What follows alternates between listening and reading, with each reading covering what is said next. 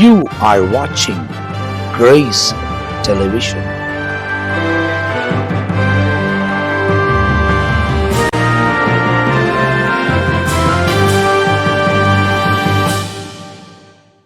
ஆண்டவரும் அருமை இரட்சகராக இயேசு கிறிஸ்துவின் நாமத்தினால் உங்கள் யாவருக்கும் எங்களுடைய அன்பின் வாழ்த்துக்களையும் ஸ்தோத்திரங்களையும் தெரிவித்துக் கொள்கிறோம்.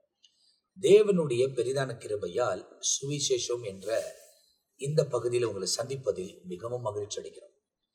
காலையிலிருந்து இந்த மாலை வரை தேவன் நம்மை பாதுகாத்து இவ்வளவு தூரம் அற்புதமாய் நடத்தி கொண்டு வந்திருக்கிறார். தொடர்ச்சியாய் வசனங்களை தியானிப்பதற்கு ஆண்டவர் தந்த கிருபைக்காக நான் கர்த்தரை ஸ்தோத்திரிக்கிறேன்.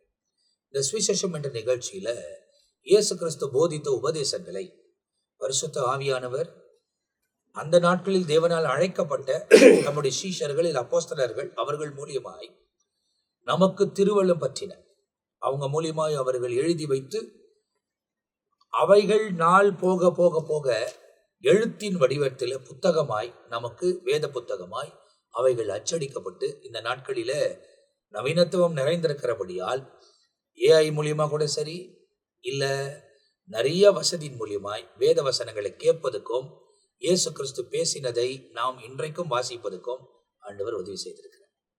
அப்போ இயேசு கிறிஸ்து பரமேறி போகும்போது சொன்ன ஒரே ஒரு விஷயம், நான் உங்களுக்கு போதித்தது அவர்களுக்கு சொல்லி கை கொள்ளும்படி சொல்லுங்கள் என்பதை சொல்லி இருக்கிறது. மத்தேயு 28ஆம் அதிகாரத்தில் அவர் எழுதுகிறதை நாம் பார்க்கிறோம். எனவே வசனத்தை வாசித்து அதன்படி நடக்கக்கூடியவர்கள் பாக்கியவான் என்று வேதத்தில் சொல்லப்பட்டிருக்கிறது. இரவும் பகலும் இதில் தியானமா இருக்கிற மனுஷன் பாக்கியவான் என்றும் எழுதப்பட்டிருக்கிறது. எனவே வசனங்களை தியானிப்பது நமக்கு ரொம்ப ஆசீர்வாதம். அதிலும் தேவனால் பயன்படுத்தப்படுகிற தேவனுடைய ஊழியக்காரர்கள், தேவனுடைய திருசபையை நடத்துகிறவர்கள், அவங்க வாயிலாய் பரிசுத்த ஆவியானவர் நம்மோடு கூட வெளிப்படுகிறார். அநேக காரியங்கள் வேதத்திலிருந்து கற்றுக்கொள்ள தேவன் நமக்கு உதவி செய்கிறார். இதுல விசேஷமா நீங்க பாத்தீங்கன்னா மத்தேயு எழுதின சுவிசேஷம், மார்க் எழுதின சுவிசேஷம் எல்லாமே விளக்கப்பட்டிருக்கிறது. நாம் தொடர்ச்சியா தியானித்து கொண்டு வந்திருக்கிறோம். இப்போ லூக்கா எழுதின சுவிசேஷம் 11ஆம் அதிகாரம் வரை போன பகுதியில் முடிக்கப்பட்டிருக்கிறது. இப்போ 12ஆம் அதிகாரத்தின் துவக்கத்தில் நாம் ஆரம்பிக்க போகிறோம். எனவே இந்த நிகழ்ச்சியை பார்த்து கொண்டிருக்கிற நீங்கள் இந்த சேனலை சப்ஸ்கிரைப் பண்ணிக்கொள்ளுங்க. பார்க்குற இந்த நிகழ்ச்சியை மற்றவங்களோட கூட ஷேர் பண்ணுங்க. வசனத்தை அறிந்து கொள்ளட்டும். ஆண்டவர் தம்முடைய மகிமையின் பிரசனங்களை நம்முடைய வாழ்க்கையில விளங்க பண்ணுவதற்கு அவர் உண்மை உள்ள தேவனாக இருக்கிறார். எனவே இந்த பகுதியில் நம்ம மத்தியில் ரெவரண்ட் ஜான் பீட்டரை அவங்க 12ஆம் அதிகாரம் 1ஆம் வசனத்திலிருந்து 3ஆம் வசனம் வரை ஒரு பகுதியாய் குறிக்கப்படுகிறது. அதை குறித்து நமக்கு விளக்கப் போகிறார். நம் நேரடியாக நிகழ்ச்சிக்குள் கடந்து போகிறோம். மீண்டும் இந்த ஒரு வாய்ப்பு கிடைத்திருக்கிறது ஆண்டுடைய வார்த்தையை தியானிக்க. அநேகர் இந்த வார்த்தைகளை கேட்டு இதனால் நீங்கள் ஆசீர்வதிக்கப்பட அதுக்காக ஆண்டவர் இந்த வாய்ப்பை நமக்கு தந்திருக்கிறார். குறிப்பாக அந்த சுவிசேஷங்களில் அவருடைய வார்த்தை நேரடியாக அவர் பேசினது அது அப்படியே பதிவு செய்யப்பட்டிருக்கு. முதல் வசனத்தில் அத்தருணத்தில், எந்த தருணம் அப்படின்னா இதற்கு முன்பு உள்ள வார்த்தைகளை நம்ம தெளிவாக கேட்டிருக்கிறோம். அப்போ அந்த சூழ்நிலையில் அநேகம் ஆயிரம் ஜனங்கள் ஒருவரையொருவர் மிதிக்கத்தக்கதாக கூடி வந்திருக்கையில், பிணம் எங்கேயோ அங்கே கழுகுகள் கூடுன்னு சொல்லுவாங்க. இது வேற சந்தர்ப்பம் சொல்ற வார்த்தை. ஆனா இயேசு கிறிஸ்து எங்க இருக்கிறாரோ அங்க திரளான ஜனங்கள் வந்திருக்காங்க. எதுக்காக வந்தாங்கன்னா, ஒரு சிறிய கூட்டம் அவரை குற்றம் கண்டுபிடிக்கும்படி தூரத்தில், பெரிய கூட்டம் இல்லை, அது ஒரு சிறிய கூட்டம். ஆனால் திரள் கூட்டம் வந்தது எதற்குன்னு சொன்னா அவரிலிருந்த வல்லமையை பெற்றுக்கொள்ள, அவர் மூலம் புறப்படுகிறதான அற்புத அதிசயங்களை பெற்று ஆசீர்வதிக்கப்படுவதற்கு, விடுதலை அடைவதற்கு, கைவிடப்பட்டவர்கள் காக்கப்படுவதற்கு திரள் கூட்டம். ஆனால் ஒரு நாள் வரும்போது இந்த திரள் கூட்டம் அவருக்கே விரோதமாய் மாறினதும் உண்டு. இந்த திரளான கூட்டம் அவர் கூடவே போன இடமெல்லாம் வந்தாங்க. அவர்களே விரோதமாய் மாறின சூழ்நிலைகளும் கடைசி நாட்களில், அதாவது அவருடைய சிலுவை மரணம், அதாவது முதலாவது வருகையின் கடைசி நாட்களில் அது அப்படியே எழும்பி நன்மை பெற்றவர்கள் தீமையாய் மாறினது உண்டு. திரள் கூட்டம் அப்படின்னு சொல்லியிருக்கு. அப்போ ஆண்டவர் ஒரு வார்த்தையை சொல்ல ஆரம்பிக்கிறார், வாய்ப்பை பயன்படுத்துறார். என்ன சொல்றாருன்னா, ஆண்டவர் எப்பவுமே எவ்வளவு பேர் வந்தாலும் அவர் சுகத்தை மட்டும் கொடுப்பதிலே, தன்னில் இருக்கிற காரியத்தை கொடுத்துட்டு மேலோட்டமான இந்த பூமிக்குரிய விடுதலை ஆசீர்வாதத்தை மட்டும் கவனத்துல வைக்காம கூட வரும்போது, அந்த இடத்துல அவர் எதற்காக பரலோகத்தை விட்டு அந்த பூமிக்கு வந்தார், அந்த காரியத்தை சொல்வதற்கும் புரிய வைப்பதற்கும் தெளிவாக்குவதற்குரிய காரியத்தில் கவனம் செலுத்தினார். ஏன்னா நாட்கள் பொல்லாதது, காலத்தை பயன்படுத்தி கொள்ள வேண்டும். ஒரு ஆத்துமா நம்ம கிட்ட வரும்போது தேவையில்லாத வார்த்தைகளை பேசி நாட்களை வீணடிக்கிற சூழ்நிலைகள் இன்றைக்கு இருக்கு. தேவையில்லாத சம்பவம். ஆனால் அதற்கு முன்ன உள்ளத்தை புரிந்து கொண்டு அவங்க பேசுறத கேட்டு உடனே தெளிவுள்ளவர்கள் என்ன பண்ணுவாங்க, பரலோகத்துக்கு உட்பட்ட காரியத்தை, ஆத்தும ரட்சிப்புக்குட்பட்ட காரியத்தை, தவறான வழியில ஜனங்க போகக்கூடாதுங்கிறதுல கவனம் செலுத்தி செய்வாங்க. ஆண்டவர் அதை பயன்படுத்துறார். ஒரு செய்தியை அவங்களுக்கு கொடுக்கிறார். என்ன அப்படின்னா, குறிப்பா அவர் முதலாவது தம்முடைய சீஷரை நோக்கி, ஏன்னா இப்ப இவங்க தான் கூட உருவாகி வர்றாங்க. இவருக்கு பிறகு ஒரு திரள் கூட்டத்துக்கு முன்னால இவங்க தான் நிக்க போறாங்க. ஆண்டவர் இருக்கும்போது அவங்க வந்தது அவரால் அற்புதங்களை பெற்றுக்கொள்ள. ஆனா ஒரு குறிப்பிட்ட காலங்கள் வரப்போகிறது. இப்ப இவர் கூட வர்றாங்க. குறிப்பா 12 சீஷர்கள் வைத்துக் கொள்ளுங்க. இவர்களை கொண்டுதான் திரள் கூட்டம் கண்கள் திறக்கப்பட வேண்டும். அவங்க அழிவிலிருந்து காக்கப்பட வேண்டும். தேவையில்லாத அநியாய காரியத்தில் ஜனங்கள் போய் தங்கள் ஆத்துமாவை கெடுத்து கொள்ளக்கூடாது என்பதற்காக முதல்ல அந்த திரள் கூட்டம் இருக்கும்போது ஆண்டவர் முதலாவது சொல்றாரு, தம்முடைய சீஷரை நோக்கி. என்ன சொல்றாரு, நீங்கள் மாயக்காரராகிய பரிசேயருடைய புளித்த மாவை குறித்து எச்சரிக்கையாய் இருங்கள். முதல்ல எச்சரிக்கைனா வார்னிங் தானே, எச்சரிக்கைப்படுத்துகிறார். சில நேரத்துல நம்ம கூட இருக்கிறவங்க எக்கேடு கெட்டு போகட்டுமா, அவங்க தப்பு செய்வாங்க, கண்டுக்க வேணாம். அவங்க தவறான வழியில போவாங்க, நம்ம உணர்த்தி காட்ட வேணாம். அப்படி ஆரம்பத்திலே விட்டாச்சுன்னா அவங்க வாழ்க்கை நாசமா போயிடும். அப்ப நம்ம கூட இருக்கிறவங்களை நாம அவங்களுக்கு மேலே யார் இருக்காங்க அவங்க சொல்லி ஒழுங்குபடுத்தினால்தான் அவங்க எதிர்கால வாழ்க்கை தெளிவாக இருக்கும், இல்லைன்னா பாதிக்கப்படும். அப்ப கண்டும் காணாம விட்டால் அது மிகப்பெரிய பின்னாட்களை வருத்தப்பட வேண்டிய சூழ்நிலை இருக்கும். ஏன்னா இந்த 12 சீஷர்களை குறித்து ஆண்டவர் பெரிய திட்டம் வச்சிருக்கிறார். அப்ப அந்த திட்டம் நான் கூட இருந்து நல்லதையும் சொல்லி கொடுக்கிறார். எல்லாத்தையும் நம்பிடாதீங்க. இப்போ உங்க கூட வந்து சில நேரத்துல பல்ல காட்டிட்டு சிரிச்சுக்கிட்டுலாம் வருவாங்க. அது அற்புதமும் செய்யறாரு, அவங்கள போஷிக்கிறாரு, அதே நேரத்துல எச்சரிப்பும் கொடுக்குறாரு. அதான் அப்ப அந்த காரியத்துல இந்த பகுதியில் என்ன, மாயக்காரராகிய பரிசேயருடைய புளித்த மாவை குறித்து எச்சரிக்கை. ஒரு 3 கூட்டத்தை குறித்து இந்த புளித்தமா மாயம் பண்ற 3 கூட்டத்தை சொல்றார். மாயம் பண்ற கூட்டம், 1 பரிசேயர், 2வது சதுசேயர், 3வது ஏரோது. வசனம் இருக்க சரி, ஏரோதை குறித்து. இவங்கெல்லாம் மாயம் பண்றவங்க. குறிப்பா மத்தேயு 16ஆம் அதிகாரத்துல இந்த 2 பேருடைய கூட்டம் வரும். 16ஆம் அதிகாரத்துல இந்த இவர்களை குறித்த காரியத்தை ஆண்டவர் அழுத்தமா சொல்லுகிற. இங்க வெறும் பரிசேயர் மட்டும் சொல்லி இருக்கு. மத்தேயு 16ல மற்ற காரியம் சொல்லப்பட்டிருக்கு.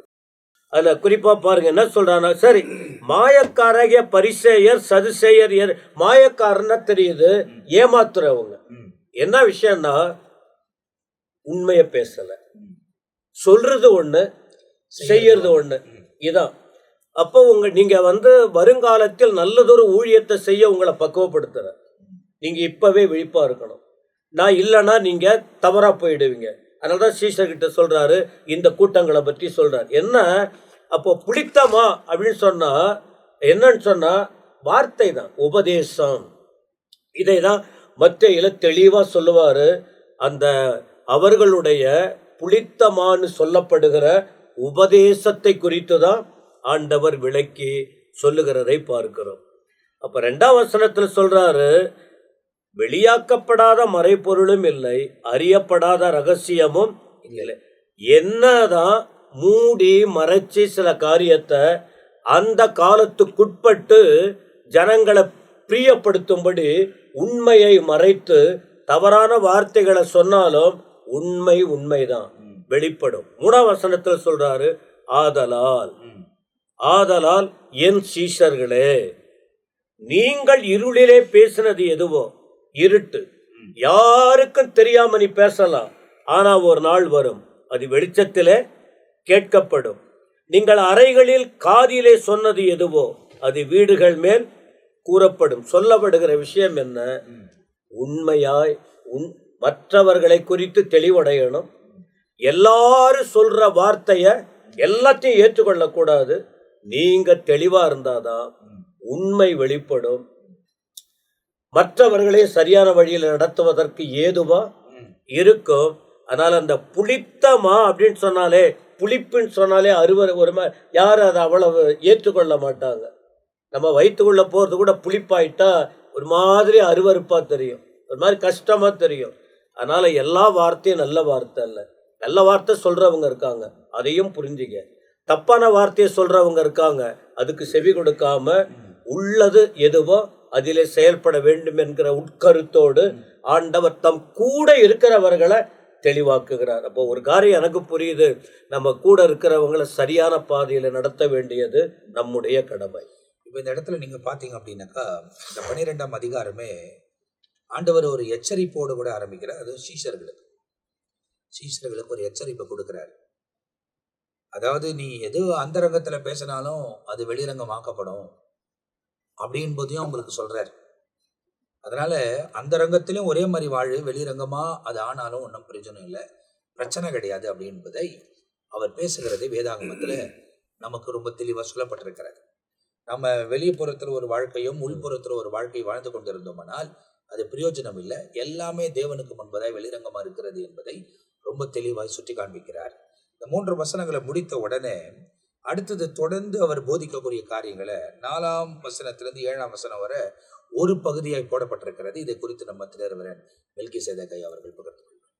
அன்பார்ந்தவர்களே, தொடர்ச்சியாக நாம் லூக்கா 12ஆம் அதிகாரத்தை நாம் தியானித்து வருகிறோம்.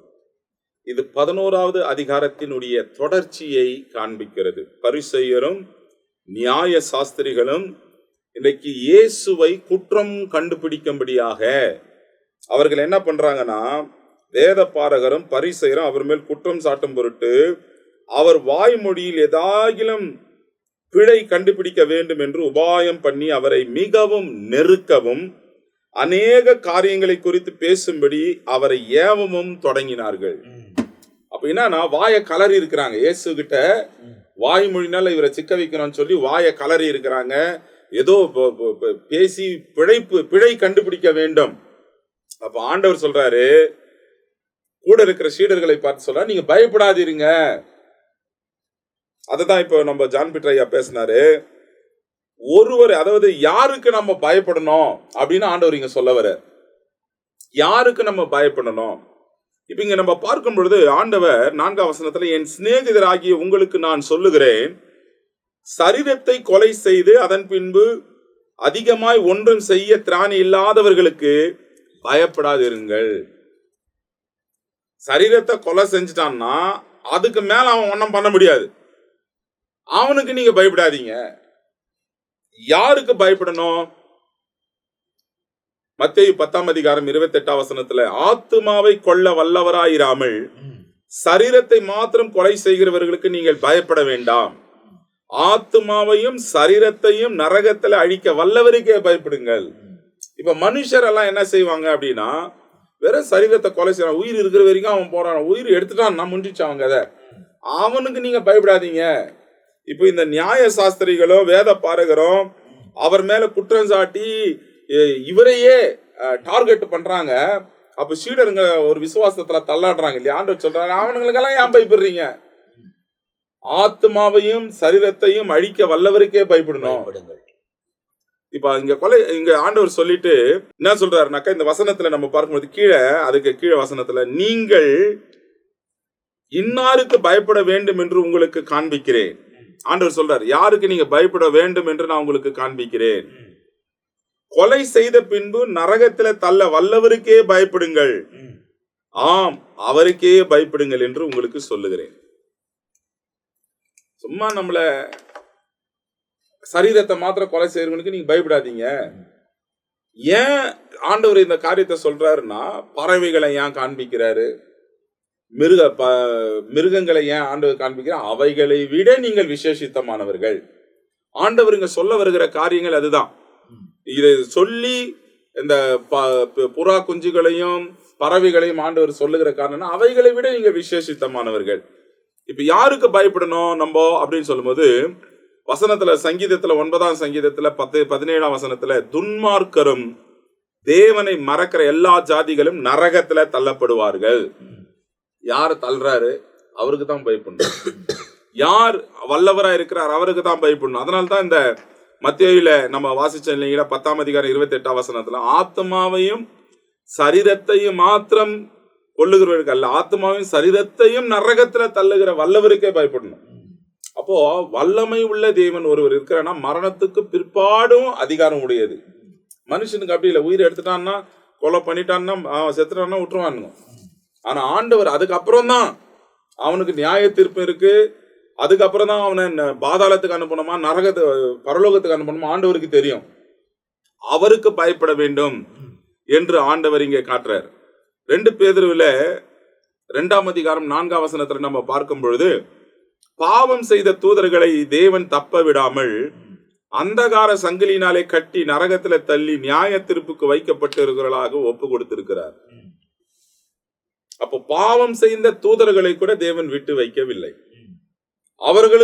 அவர்கள் மேல அதிகாரம் செலுத்த அவருக்கு தான் வல்லமை உண்டு. அப்போ அவருக்கு தான் நீங்க பயப்படணும் ஆண்டவர் சொல்லிட்டு, இப்ப கீழே நீங்க வாசிச்சீங்கன்னா, 2 காசுக்கு 5 அடைக்கலான் குருவிகளை விற்கிறார்கள் அல்லவா, அவைகளில் ஒன்றாகிலும் தேவனால் மறக்கப்படுவதில்லை. இப்ப பாருங்க, ஆண்டவர் நான் தான் சொன்னேன், பறவைகளை காட்டுறார். 2 காசுக்கு 5 அடைக்கலான் குருவிகளை விற்கிறார்கள் அல்லவா, அவைகளில் ஒன்றாகிலும் தேவனால், அதாவது அந்த 2 காசுக்கு வாங்க போகிற அந்த 5 அடக்கலாம் குருவி ரொம்ப சின்னது. ஆமா, ஒரு மேட்டரே கிடையாது.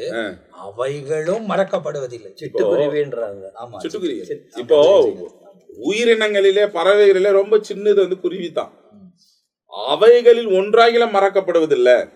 இப்போ ஆண்டவர் சொல்லும் போது லூக்கா 12ஆம் அதிகாரம் 24ஆம் வசனத்துல, காகங்களை கவனித்து பாருங்கள், அவைகளை விதைக்கிறதும் இல்ல, அறுக்கிறதும் இல்ல, அவைகளை பண்டசாலையில சேர்த்து களஞ்சியங்களிலே சேர்த்து வைக்கிறது இல்ல, அவைகளையும் தேவன் பிழப்பூட்டுகிறார். பறவைகளை பார்க்கிலும் நீங்கள் எவ்வளவோ விசேஷித்தவர்களாய் இருக்கிறீர்கள். இப்ப இங்க ஆண்டவர் சொல்ற வர காரணம் என்னன்னா, 2 காசுக்கு 5 குருவி விற்கிறான், அதுல 1 கூட மறந்து போறது இல்ல. இப்ப ஆண்டவர் காகத்தை பாருன்றாரு, எறும்பை பாருன்றாரு, சுறுசுறுப்பை கத்துக்கின்றாரு. ஏன் இதெல்லாம் சொல்றாருன்னா, அவைகளை விட நீங்க மனிதர்கள், அவருடைய சாயலாய் படைக்கப்பட்டவர்கள், விசேஷித்தமானவர்கள். இப்ப ஆண்டவர் அதை தான் சொல்றார். இப்போ இங்க நம்ம பார்க்கும் பொழுது, என்னதான் ஆயிரமான மிருகங்கள், நடமாடுகிற பிராணிகள் எது இருந்தாலும், மனுஷனுக்கு ஆண்டவர் ஒரு விசேஷித்த கிருபையை கர்த்தர் வச்சிருக்கிறார் மனுஷன் மேல. இப்போ நம்ம சங்கீதம் 145ஆம் சங்கீதத்துல 15-16 பார்க்கும் பொழுது, எல்லா ஜீவன்களுடைய கண்களும் உம்மை நோக்கி கொண்டிருக்கிறது, ஏற்ற வேலையில நீ அவர்களுக்கு ஆகாரம் கொடுக்கிறீர், நீர் உமது கையை திறந்து சகல பிராணிகளின் வாஞ்சைகளையும் திருப்தியாக்குகிறீர். அப்போ அது விதைக்கிறது இல்ல, சேர்த்து வைக்கிறது ஒண்ணு இல்லை. ஆனா ஆண்டவர் டைம் போஷிக்கிறார். அவைகளை பார்க்கிலும் நீங்கள் விசேஷித்தமானவர்கள் அப்படின்னு என்ன சொல்றாரு, யாருக்கும் பயப்படாதீங்க. ஆத்மாவை கொள்ள உன்னை போஷிக்க வல்லவரா இருக்கிற கர்த்தருக்கே நாம் பயப்பட வேண்டும். அப்போ அதுதான் இந்த வசனத்துல நம்ம பார்க்கும் பொழுது, மத்தேயு 10ஆம் அதிகாரத்துல 29வது வசனம் கீழே என்னன்றாருன்னா, ஒரு காசுக்கு 2 அடைக்கலான் குருவிகளை விற்கிறார்கள் அல்லவா, ஆயினும் உங்கள் பிதாவின் சித்தம் இல்லாமல் அவைகளில் ஒன்றாகிலும் தரையிலே விடாது. அப்ப பிதாவினுடைய சித்தம் இல்லாமல் ஒன்றும் நடக்காது. இப்ப 7ஆம் வசனம் என்ன சொல்றாரு, உங்கள் தலையில் உள்ள மயிரெல்லாம் எண்ணப்பட்டிருக்கிறது, ஆகையால் பயப்படாதிருங்கள், அடைக்கலான் குருவிகளை பார்க்கிலும் நீங்கள் விசேஷித்தவர்களாய் இருக்கிறீர்கள். ஒரு காசுக்கு 2 குருவி, ஒரு காசு 2 காசுக்கு அவர் மறக்கிறது இல்ல, அதுவே கீழே விழ தேவன் விடுறது இல்ல. உங்க தலையில் இருக்கிற மயிர் எல்லாம் எண்ணப்பட்டிருக்கிறது. அப்போ ஆண்டவர் எவ்வளவு கன்சர்னா இருக்கிறார். இந்த உலகத்துல மனுஷன் நம்ம பேசும்பொழுது எதனா போடா முடியாச்சு கேவலமா பயன்படுத்துறதுக்கு மயிரை சொல்லுவாங்க. ஆண்டவர் அதிலையும் கவனமா இருக்கிறார், அதையும் விடுறதில்ல. அவைகள் எண்ணப்பட்டிருக்கிறதுன்னு வசனம் சொல்லுது. உங்கள் தலையில் உள்ள மயிரெல்லாம் எண்ணப்பட்டிருக்கிறது. அப்போ ஆண்டவர் பறவைகளை காட்டிலும் மனிதர்களை நேசிக்கிறார், அவர்கள் மேல் அக்கறை உள்ளவராய் இருக்கிறார், அவர்களை விசாரிக்கிறார், அவர்களை நடத்துகிறார் என்பதற்கு இந்த வேத சான்றுகள் நமக்கு ஆதாரமாக இருக்கிறது. அப்போ பாருங்க, தலையிலிற மயிரெல்லாம், லூக்கா 21ஆம் அதிகாரம் 18ஆம் வசனத்துல கூட, ஆகிலும் உங்கள் தலை மயிரில் ஒன்றாகிலும் அழியாது. சாத்ராக் மேஷாக் ஆபேத்நேகோவை அக்கினி சூளையில போடும் பொழுது கூட முடி கருகி போகவில்லை, ஒன்று விழுந்து போகவில்லை. ஆண்டவர் அவ்விதமாய் தமது பிள்ளைகளை பாதுகாக்கிறார். ஆனபடினாலதான் ஆண்டவர் சொல்றாரு, யாரு உங்களை கொல்ல வந்தாலும், யாரு உங்களை ஆண்டவருடைய நாமத்தினால உபத்திரவப்படுத்த வந்தாலும் பயப்படாதீங்க. அவங்க சரீரத்தை தான் கொல்ல முடியும், ஆத்துமாவையும் ஆவியும் அழிக்க வல்லவருக்கே நாம் பயப்படணும். அப்படி தைரியமா இருங்கள் என்று ஆண்டவர் நமக்கு ஒரு தைரியத்தை கொடுக்கிறார். இந்த பகுதியில் நீங்க பாத்தீங்கன்னா, இந்த 4 வசனங்களை ஆண்டவர் பிரத்யேகமாக சீஷர்களை மை ஃப்ரெண்ட்ஸ், நண்பனே என்று அழைக்கக்கூடியதை இந்த இடத்துல பார்க்கிறோம். My friends. அதை நீங்க எங்கனாக்கா, நம்ம யோவான் எழுதும் போது 15ஆம் அதிகாரத்துல, உங்களெல்லாம் ஊழியக்காரன் நான் தெரிந்து கொள்ளல, என் நண்பர்களா தெரிந்து கொண்டிருக்கிறேன். ஊழியக்காருக்குன்னா சில விஷயத்தை எஜமானன் சொல்ல மாட்டான், ஆனா நண்பர்களுக்கு எதுவும் சொல்லாம இருக்க மாட்டான், எல்லாத்தையும் சொல்லிடுவாருன்னு அந்த 15ஆம் அதிகாரம் வரும்போது அங்க நம்ம தியானிக்க போறோம். இங்க அப்படி கூப்பிடுறாரு. கூப்பிட்டு சரீரத்தை அழிக்கிறவனுக்கு பயப்படாது, ஏன்னா சரீரம் மண்ணுக்கு திரும்பிடும். ஆனா உன் ஆத்மாவையும் சேர்த்து நரகத்தில் அழிக்க போறாரு பாரு, அவருக்கு பயப்படு, அதாவது தேவனுக்கு பயப்படுன்ற. ஒருவேளை எல்லாரும் என்ன சொல்லுவாங்கன்னாக்கா, வருஷத்துல 365 நாள், லீப் இயர் வரும்போது 66 நாள், 366 நாள். இந்த 366 நாளுக்கும் நீ பயப்படாதே, நீ பயப்படாதே, நீ பயப்படாதேன்னு சொல்லி இருக்கிறதாக பைபிள்ல எல்லாரும் பிரசங்கம் பண்றதெல்லாம் கேட்டிருக்கிறேன். நான் எண்ணி பார்க்கல, ஆனாலும் அது ஒரு நம்பர் பண்ணப்பட்டிருக்கிறது என்பது மாத்திரம் எனக்கு தெரியும். ஆனா இந்த இடத்துல பயப்படுன்றார். யாருக்கு அப்படின்னா, நம்மளெல்லாம் உருவாக்கின தேவனுக்கு பயந்து நடக்க வேண்டும். ஏன்னா பைபிள்ல சொல்லப்பட்டிருக்கிறது, கர்த்தருக்கு பயப்படுதலே ஞானத்தின் ஆரம்பம். அப்ப ஞானம் ஆரம்பிச்சிருச்சுன்னா நம்ம என்ன செய்யணும், என்ன செய்யக்கூடாது என்பதை ரொம்ப தெளிவா தெரிந்து கொள்ள முடியும். அதெல்லாம் சொல்லிட்டு ரொம்ப தெளிவா என்ன சொல்றாரு, அதாவது இந்த குருவிகளை பார்க்கலாம், அடைக்கலான் குருவிகளை பார்க்கலாம் நீங்கள் விசேஷித்தவர்கள். எனவே உங்க தலையில் உள்ள ஒவ்வொரு மயிரும் எண்ணப்பட்டிருக்கிறது, எல்லாவற்றையும் ஆண்டவர் பார்த்து வச்சிருக்கிறார். அதனால எதை குறித்தும் பயப்படாதீங்க அப்படின்ற ஒரு காரியத்தை ஆண்டவர் போதித்துட்டு, அடுத்தது தொடர்ச்சியாய் அவர் போதிக்கிறார். 8ஆம் வசனத்திலிருந்து 12ஆம் வசனம் வரை ஒரு பகுதியா போடப்பட்டிருக்கிறது. இதை குறித்து நம்ம மத்தியில பிஷப் ரெவரண்ட் பெனியேசாய் அவர்கள் பகிர்ந்து கொள்ள போகிறார். 8 முதல் 12வது வசனத்தை 3 பிரிவாய் பிரிக்கலாம். 1 அறிக்கை பண்ணுதல், 2வது மறுதலித்தல், 3வது என்ன பேச வேண்டும் என்பதை போதித்தல். இப்படி 3 பிரிவாய் பிரிக்கும்போது, அன்றியும் நான் உங்களுக்கு சொல்லுகிறேன், மனுஷர் முன்பாக என்னை அறிக்கை பண்ணுகிறவன் எவனோ. அப்போ என்ன செய்யணும், ஆண்டவராக இயேசுவை குறித்து அறிக்கை பண்ணும்போது அவனை மனுஷகுமாரனும் தேவ தூதர் முன்பாக அறிக்கை பண்ணுவார். அப்போ முதலாவது அறிக்கை பண்ணுதல். ரோமர் 10வது அதிகாரம் 9-10 வசனத்தை நாம் வாசித்து பார்க்கலாமா? ரோமர் 10வது அதிகாரம் 9-10 வசனங்கள் என்னவென்றால், கர்த்தராகிய இயேசுவை நீ உன் வாயினாலே அறிக்கையிட்டு தேவன் அவரை மரித்தோரிலிருந்து எழுப்பினார் என்று உன் இருதயத்திலே விசுவாசித்தால் ரட்சிக்கப்படுவாய். அப்போ அறிக்கை செய்யும் போது ரட்சிக்கப்படுவாய். ஆண்டவர் இங்க தெளிவா சொல்றாரு, மனுஷனுக்கு முன்பாக என்னை அறிக்கை பண்ணுகிறவன். அப்போ இயேசுவை குறித்து அறிக்கை பண்ணும்போது அவன் விசுவாசித்து என்ன பண்ணுவான்? ரட்சிக்கப்படுவான். அப்போ அதுக்கு அடுத்து இன்னும் ஒரு வசனமும் சொல்லப்பட்டிருக்குது. 1 யோவான் 2வது அதிகாரம் 22, 23 இந்த வசனத்தை வாசித்து பார்க்கும்போது, அறிக்கை செய்யும்போது ஒருவன் விசுவாசிக்கிறான் என்றால் அவனுக்கு நித்திய ஜீவன் உண்டு என்பதை அங்கே தெளிவாய் சொல்லப்பட்டிருக்குது. 1 யோவான் 2வது அதிகாரம் 22வது வசனத்திலிருந்து, இயேசுவை கிறிஸ்து அல்ல என்று மறுதலிக்கிறவனே அல்லாமல் வேற யார் பொய்யன்? அப்போ அங்க அறிக்கை செய்யாம மறுதலிக்கிறவன் யார்? அதாவது அவன் பொய்யன். அவன் யாரா இருக்கான்? அங்க வசனத்துல பார்க்கலாம். பிதாவையும் குமாரனையும் மறுதலிக்கிறவனே அந்தி கிறிஸ்துவாய் அவன் இருக்கிறான். அப்போ இயேசு ரட்சிக்கிறார் என்பதை அறிக்கை செய்யணும். இயேசுவை மறுதலித்தால் அவன் அந்தி கிறிஸ்துவாய் இருக்கிறான் என்று இருக்குது. அடுத்து வசனத்தை வாசிக்கலாம். குமாரனை மறுதலிக்கிறவன் பிதாவை உடையவன் அல்ல. குமாரனை அறிக்கை இடுகிறவன் பிதாவையும் உடையவனாய் இருக்கிறார். 25வது வசனம், நித்திய ஜீவனை அளிப்பேன் என்பதே அவர் நமக்கு செய்த வாக்குத்தத்தம். ஆமென். அப்போ நித்திய ஜீவனை அளிக்கிறேன் என்று வாக்குத்தத்தம் செய்தவரை குறித்து என்ன செய்யணும்? அறிக்கை பண்ண வேண்டும்.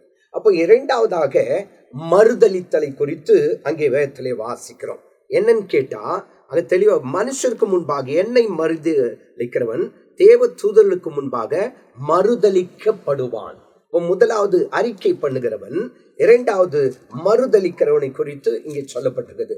மத்தேயு 12வது அதிகாரம் 21, 22 வசனத்தை நாம் வாசித்து பார்ப்போம் என்றால், மத்தேயு 12வது அதிகாரம் 31, 32. ஆதலால் நான் உங்களுக்கு சொல்லுகிறேன், எந்த பாவமும் எந்த தூஷணமும் மனுஷனுக்கு மன்னிக்கப்படும், ஆவியானவருக்கு விரோதமான தூஷணமோ மனுஷனுக்கு மன்னிக்கப்படுவதில்லை. ஆனா என்ன குமாரனை மன்னிச்சிட்டா கூட, அதாவது மறுதலிச்சிட்டா கூட மன்னிச்சிருவேன். ஆனா ஆவியானவரை என்ன பண்ணக்கூடாது? மறுதலிக்க கூடாது. சொல்றதுக்கு காரணம் என்னன்னு கேட்டா, இயேசுவே அநேகர் என்ன பண்ணியிருக்காரு? மன்னிச்சிட்டு இருக்காரு. அநேகரை மன்னித்தவர். ஆனா பரிசுத்த ஆவியானவரை குறித்து சொல்லும்போது அவர் யார்? வசனம் தெளிவாய் சொல்லுகிறது. அதாவது சத்திய ஆவியாகிய தேற்றரவாளன் உங்களிடத்தில் வரும்போது சகல சத்தியத்திற்குள்ளும் உங்களை நடத்துவார். அப்போ சத்தியத்திற்குள் நடத்துகிற அந்த பரிசுத்த ஆவியை என்ன பண்ணக்கூடாது? மறுதலிக்க கூடாது என்பதை இங்கே தெளிவாய் சொல்லப்பட்டிருக்கிறதை நாம் வேதத்திலே வாசிக்கிறோம். எபிரெயர் 6வது அதிகாரம் 4வது வசனத்திலிருந்து சற்றே வாசித்து பார்த்தால் அங்கே அதற்கு தெளிவான ஒரு விளக்கம் சொல்லப்பட்டிருக்கிறது. ஏனெனில் ஒரு தரம் பிரகாசிக்கப்பட்டும் பரம ஈவை ருசி பார்த்தும் பரிசுத்த ஆவியை பெற்றோம். நன்றாய் கவனிங்க.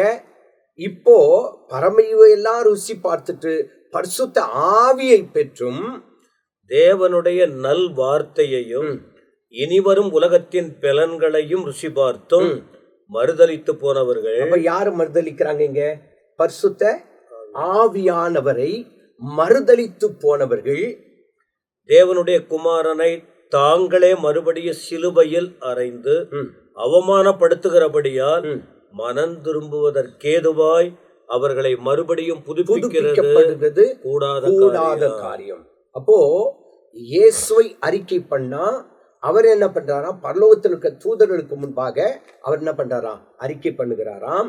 இங்கே பார்க்கும்போது பரிசுத்த ஆவியை மறுதலிக்கிறவன், விரோதமாய் பேசப்படுவனுக்கு மன்னிப்பே கிடையாது. அது மட்டுமல்ல, படிக்க அப்பேற்பட்டவன் மறுபடியும் புதுப்பிக்கப்படுகிறது கூடாத காரியம். அப்போ இந்த முதல் பகுதியை நாம் பார்க்கும்போது அறிக்கை பண்ணுதல், இரண்டாவது பகுதியை பார்க்கும்போது மறுதலித்தல், மூன்றாவதாக பேச வேண்டியது என்ன என்று சொல்லி நீங்க கவலைப்படலாம். நீங்க பேச வேண்டியவைகளை பற்றி பரிசுத்த ஆவியானவர் அந்த நேரத்தில் உங்களுக்கு போதிப்பார். அதனால்தான் ஏற்கனவே சொல்லிக்க போதித்து நடத்துவார் என்று சொல்லி. அப்போ போதித்து நடத்துகிறவர் யார் என்றால் பரிசுத்த ஆவியானவர். லூக்கா 21வது அதிகாரம் 15வது வசனத்தை வாசித்து பார்ப்போம் என்று சொன்னால், லூக்கா 21, 15வது வசனம். உங்களை விரோதிக்கிறவர்கள் ஆ. ஒருவரும் ம். எதிர் பேசவும் எதிர் நிற்கவும் ம். கூடாத வாக்கையும் ஞானத்தையும் ம். நான் உங்களுக்கு கொடுப்பேன். அப்போ விசேஷித்த ஞானத்தை தேவன் நமக்கு என்ன பண்றாராம்?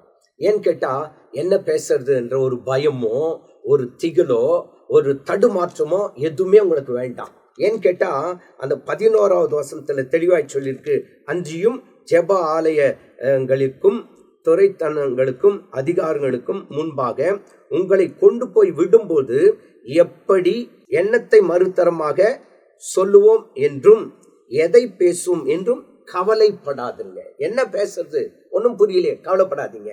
ஏன்னு கேட்டா, நீங்கள் பேச வேண்டியவைகளை பரிசுத்த ஆவியானவர் அந்நேரத்திலே அந்நேரத்திலே உங்களுக்கு போதிப்பார். போதிப்பார். அப்போ போதிக்கிறவர் யார்? நடத்துகிறவர் யார்? பரிசுத்த ஆவியானவர். அப்போ இங்க லூக்கா 21வது அதிகாரம் 15வது வசனத்துல வாசித்தோம். அவர் நாம பேச வேண்டிய ஞானத்தையும் கிருபையும் தேவன் என்ன பண்ணுவார்? கொடுப்பார் என்று சொல்லி இங்க தெளிவாய் நமக்கு வெளிப்படுத்தப்பட்டிருக்கிறது. அப்போ இந்த பகுதியில நாம் கற்றுக்கொள்ள வேண்டிய 3 பாடம் என்ன என்று கேட்டால், முதலாவது, தேவன் இயேசுவை என்ன பண்ணோம்? அறிக்கை செய்ய வேண்டும். அப்போ அறிக்கை செய்யும் போதுதான் அந்த வார்த்தைகளை கேட்டு என்ன செய்வாங்களாம்? ரட்சிக்கப்படுவார்கள் என்று சொல்லி அங்கே முதல் பகுதியில பார்த்தோம். 2வது பகுதியில பார்க்கும்போது மறுதலித்தல். எவனாகிலும் மனுஷகுமாரனுக்கு விரோதமாய் நாம் பேசினால் மன்னிக்கப்படும், ஆனா ஆவியானவருக்கு விரோதமா பேசினால் மன்னிக்கப்படாது என்று 2வது பகுதி. 3வது பகுதி, நாம் என்ன பேச வேண்டும் என்பதை அந்த ஆவியானவர் தான் என்ன பண்றாராம்? நமக்கு போதித்து பேச வேண்டிய ஞானத்தையும் அவர் கொடுக்கிறார் என்று சொல்லி இந்த பகுதியிலே நாம் பார்க்கிறோம். போதகர் சொன்ன மாதிரி, 1 கன்ஃபெஷன், 2வது டினையல், 3வது பரிசுத்த ஆவியானுடைய உதவி. இப்போ இந்த இடத்துல நான் புரிந்து கொள்ளுகிற விஷயம் என்ன, வேதத்தில் நீங்க பார்த்தீங்கன்னா, என்ன நீ மனுஷருக்கு முன்ன நீ என்ன சொன்னா நான் அங்க உன்னை குறித்து சொல்லுவேன், நீ என்ன அங்க மறுதளிச்சினா நான் அங்க உன்னை மறுதளிப்பேன். அதாவது நம்ம இங்க இயேசு இயேசு என்ற நாமத்தை எவ்வளவாய் உலகத்தில் அறிக்கை செய்கிறோமோ, நமக்கு கொடுக்கப்பட்டிருக்கிற பெயரை பரிந்து பேசுகிற இயேசு அந்த இடத்தில் அறிக்கை செய்வார். ஒருவேளை இங்க நாம அவருடைய நாமத்தை மறுதளித்தோமானால், தேவ தூதர்களுக்கு முன்பதாக அங்க நம்மை மறுதளித்து விடுவார். நம்மை குறித்து அவர் பேச மாட்டார். நம்ம குறித்து அங்க பேசணும்னா இங்க அவரை குறித்து நம்ம பேசணும். அப்போ அந்த காரியத்தை நம்ம ரொம்ப தெளிவாய் தெரிந்து கொள்வோமானால், இந்த உலகத்துல இயேசு என்ற நாமத்தை நம்ம போகக்கூடிய எல்லா இடத்திலையும் உயர்த்துவதற்கு ஆண்டவர் நமக்கு உதவி செய்வார். அப்போ அதே போல நீங்க தொடர்ச்சி கீழே நீங்க பார்த்தீங்க அப்படின்னு சொன்னாக்கா, அது குறித்து நிறைய பாஸ்டர் அவங்க பேசிட்டாங்க. ஆனால் தொடர்ந்து நீங்கள் உங்களை யாராவது எதிர்த்து கொண்டு போய் நிற்க வைத்தால், நீங்கள் ஆவிக்குள் இருப்பீர்களானால் அந்த இடத்துல உங்களுக்கு பேசக்கூடிய ஞானத்தை கர்த்தர் தருவார். நீங்கள் தேவனால் உண்மையாக அழிக்கப்பட்டு தேவனுடைய ஊழியத்தை உண்மையாக நிறைவேற்றக்கூடியவர்களாக இருந்தால், எந்த காரியத்திலும் சிக்கிக்கொள்ளாமல் ஞானத்தோடு கூட பேசி அந்த இடத்தை விட்டு வெளியேறி தொடர்ந்து அவர் சித்தத்தை நிறைவேற்றுவதற்கு தேவன் இரக்கம் பாராட்டுவார். இவைகளை இந்த பகுதியில் லூக்கா விளக்குகிறதை நம்மால பார்க்க முடிகிறது. மத்தேயு ஒரு வேளை இவைகளெல்லாம் எழுதியிருந்தாலும் லூக்கா சற்று வித்தியாசமாக எழுதுகிறதை நம்மால் பார்க்க முடிகிறது. அப்போ இந்த பகுதியில் இவைகளை நாம் பார்த்திருக்கிறோம். அடுத்த பகுதி வரும்போது 13ஆம் வசனத்திலிருந்து நாம் தியானிக்க போகிறோம். எனவே இந்த நிகழ்ச்சியில நீங்க இணைந்திருக்கிறதுக்காக நான் கர்த்தரை ஸ்தோத்திரிக்கிறேன். தொடர்ந்து தேவனோடு இணைந்து செயல்படுவோம். ஆண்டவர் உண்மையாகவே மேன்மையான காரியங்களை செய்வார். கர்த்தருடைய வசனங்களை அறிந்து கொள்ளுங்கள். இன்னும் ஏராளமான காரியத்தை இதுல இருந்து பேச முடியும். ஆனா நமக்கு நேரம் போதாத இருக்கிறது. ஆனால் அந்த குறிக்கப்பட்ட நேரத்துக்குள்ளாக அவர்களை முடிக்க வேண்டும் என்பதற்காக பகுதி பகுதியாக நாம் தியானித்து கொண்டு போய் கொண்டே இருக்கிறோம். நீங்களும் வேதத்தை வாசிங்க. ஆண்டவர் உங்களுக்கும் நிறைய மறைப்பொருள்களை வெளிப்படுத்தி உங்களையும் வசனத்தில் பலப்படுத்துவதற்கு அவர் உண்மையுள்ளவராக இருக்கிறார். அடுத்த பகுதியில் சந்திக்கிற வரை நாங்கள் உங்கள்கிட்ட விடை பெறுகிறோம். கர்த்தர் உங்களை ஆசீர்வதிப்பாராக. ஆமென்.